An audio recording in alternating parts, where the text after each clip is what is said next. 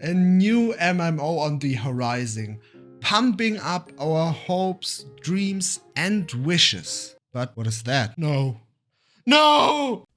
People will buy anything. All of this just works. Pax Dei.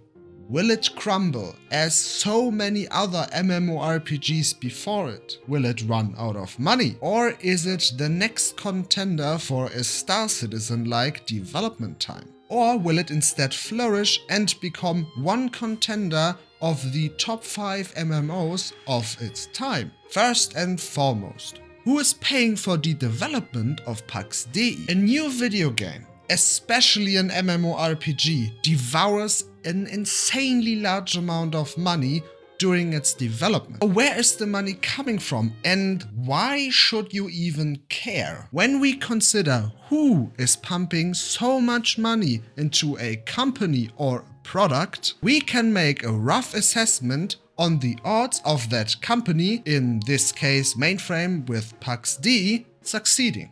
A company that is known for high quality products, well-running games and or systems tends to have good judgment when it comes to financial decisions. And if we have multiple companies of that kind all investing in the same product, then this gives us an even bigger indication on the likelihood of a succeeding product, in that case Pax Dei. With that in mind, we can take a closer look on who exactly invested into Mainframe, and with that also in Pax Dei. Here is an article published in October 2019 by TechEU, which states, Mainframe Industries is a pan-Nordic game venture with studios in Helsinki, Reykjavik, launched today with a 2 million seed round from early-stage tech and gaming investors such as Marquee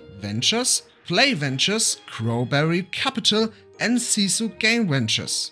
All those companies will likely tell you nothing. I mean, I also never heard of them before. But even so, the fact that they got 2 million euros right from the start without having a developed game to show is a great indicator. And they not only got one investor, but even 4. So 4 different companies who all looked at Mainframe and said, this might or in a very high chance will bring us money. And it does not end here. On the website of Mainframe, we can see that they also have other investors, which is also backed up by various news articles. In March 2020, Riot Games and also Andreessen Horowitz invested 7.6 million euros into the company. And in November 2021, $20 million followed from Twitch and co-founders from King, who are mostly known for mobile games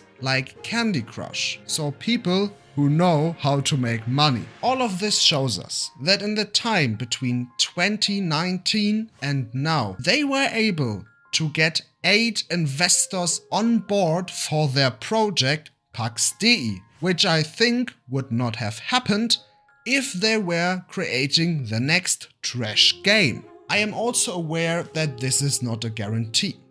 Sometimes companies lie on what they are really doing. It is 4 times the size of Fallout 4. Are you sure about that, Todd? And still get investors with that on board. But I don't think that is the case for Pax Dei. The developers seem very down to earth, not throwing any fancy words around them to make the game look better, and they also engage on community feedback even this early in the development process. The game was able to get a large backing and millions of euros for their project Pax Dei, and that from investors who tend to make good financial decisions, or at least know what the fuck they are doing. Though only time will tell us if this video will age like milk or like fine wine. Please don't fuck up. And if you want to hear my honest personal opinion, I think the game will not succeed and will crumble to its knees because the developers like pineapple on pizza. I don't have music.